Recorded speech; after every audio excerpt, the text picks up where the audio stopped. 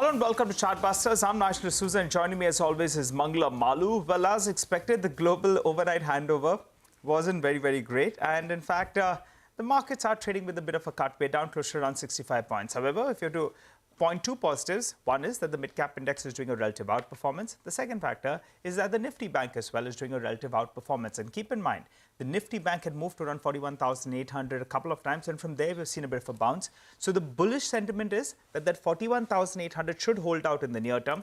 And the hope is that we move to around 42,600 odd, which is a bit of a congestion zone. Hey, Manglam. Hi, Nigel. You know, the Nifty bounced about 30-40 points from the lows of 18,060 or thereabouts, which also is in line with the 20-day moving average, which has crossed a couple of days ago. So maybe after a big rally that we've seen in the last couple of trading sessions on global weakness, we saw a bit of a dip. The test will be whether this dip gets bought into or not, because the second half, we have the expiry as well, and a lot of puts have been written at lower levels. You know, Manglam, that's the piece that we put out earlier today. That is there a case that the Nifty can outperform today, despite that weak, global handover? A couple of points are. One is we have underperformed. Yeah. Second factor is that the data that came in overnight was pretty good, from the FIs in particular.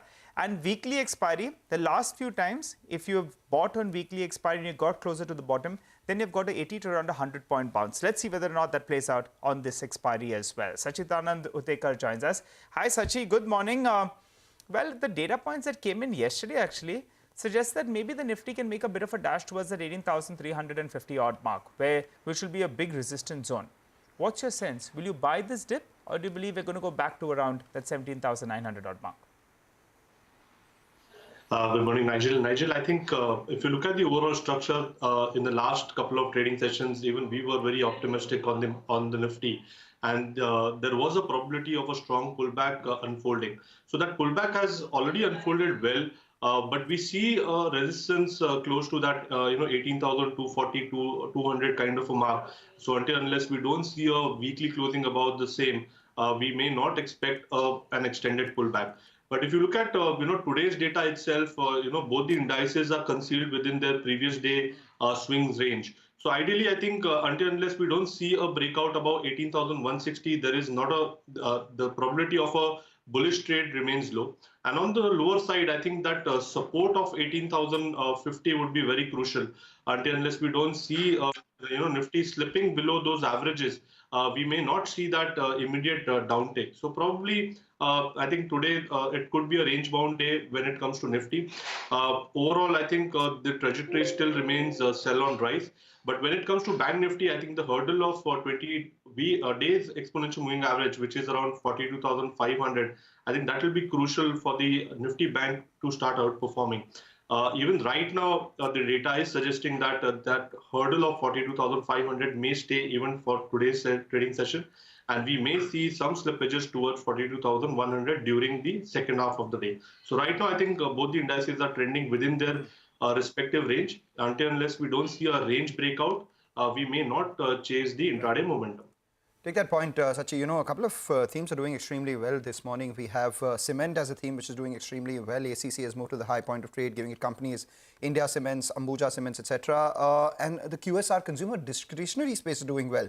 We have Jubilant Foodworks, which has moved to the high point. Page Industries, which is doing well. From the lows, it has recovered. And at the same time, Devyani International was one of the stocks which was doing well all through the morning. So we have seen, some bit of moves in individual stocks, even as the mid-cap index is outperforming. Your thoughts? What are the individual stock picks that you have for us today? Good morning, Mangalam. Mangalam, Jubilant Foods is something that you highlighted. I think the structure is really good. After 9 weeks of consecutive lower top, low bottom formations, finally the stock is finding some support near its 200 weekly exponential moving average, which is placed at around 500. So this particular level has been respected well. Yesterday we saw some unwinding positions, and probably today the breakout which has happened above that 505 mark should elevate the prices towards that 520 525 zone. So I think building long positions in Jubilant Food should be prudent from here on. From a trading perspective, the stop loss should be placed at 499, and a positional target of around 525 could be seen in a day or so. And on the short side, I think, when it comes to some of the cement packs, I think Ultratech Cement, we saw some unwinding of long positions yesterday.